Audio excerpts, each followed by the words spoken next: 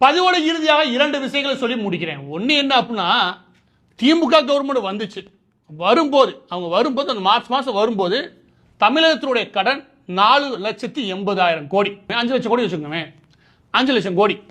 இப்போ திமுக கவர்மெண்ட் 4.5 வருஷத்துல கடனோட மதிப்பு அளவு 9,30,000 கோடி, 10 லட்சம் கோடின்னு வச்சுக்கோங்க. 5 லட்சம் கோடி, அதாவது கடந்த சுதந்திரம் வாங்கின காலத்துல இருந்து தமிழ்நாடு வாங்கின மொத்த கடனே 5 லட்சம் கோடி. இவங்க வர்றது வரைக்கும், இவங்க வந்ததுமே கூடுதலா 5 லட்சம் கோடியை 4 வருஷத்துல வாங்கிட்டாங்க.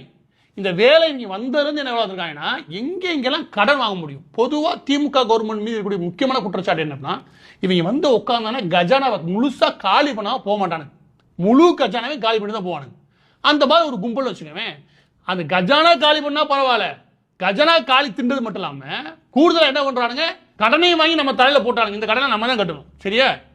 அது பத்தாதுன்னு ஒவ்வொரு இன்ஸ்டியூட்டா, இப்ப சிஎம்டி இருக்கு இல்லையா, சென்னைக்குள்ள சிஎம்டி ஒவ்வொரு ஆண்டும் பலாயிரக்கணக்கான வீடுகள் கட்டடங்கள் இருக்கு இல்லையா, அதுக்கு அனுமதி கொடுக்குறாங்க. இதன் மூலமாக எனக்கு தெரிஞ்சு குறைஞ்சபட்சம் ஒரு 800-1000 கோடி ரூபாய் வருமானம் வரும் வச்சுக்கோங்க. அதோட நிதி ஏற்கனவே 3600 கோடி. இது இது வரைக்கும் செலவு பண்ணி பார்த்தே வச்சுக்கோங்க. அந்த நிதி அப்படியே வச்சிருப்பான் வச்சுக்கோங்க. அந்த 3600 கோடியையும் வலிச்சுட்டாங்க. நான் சொல்றது வெறும் யூனிவர்சிட்டிக்காவோ இல்லை நம்ம மாநிலத்துடைய கஜானாவை காலி பண்றதோ இல்லை நம்ம மாநிலத்துக்கான கடனை அதிகரிச்சதோ மட்டும் குற்றச்சாட்டு கிடையாது. ஒரு இன்ஸ்டியூட்டை தேடி பிடிச்சி அதை முழுமையாக அதோட ஃபண்டை ஃபுல்லாக கொள்ளையடிச்ச கும்பல்.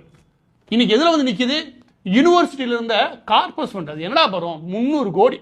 அதில் 100 கோடி எடுக்கிறியே. நான் கேட்கிறேன், கருணாநிதிக்கு செலவு வைக்கிறேன் 120 கோடி கொண்டு செலவு பண்ற நிற்கிறியே, அதில் என்னடா பகுத்தறிவு இருக்குது? நான் கேட்கிறேன், என்னடா பகுத்தறிவு இருக்குது?